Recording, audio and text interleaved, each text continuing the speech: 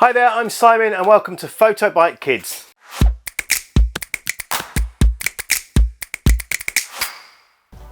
So next up in our series of photo challenges for kids aged between 5 and 15 years old is a slightly more tricky photo challenge. This is quite an advanced challenge, so you may need a little bit of help to get set up. You might want to call in a friend or a relative, a brother or a sister, whatever, to help you do this one.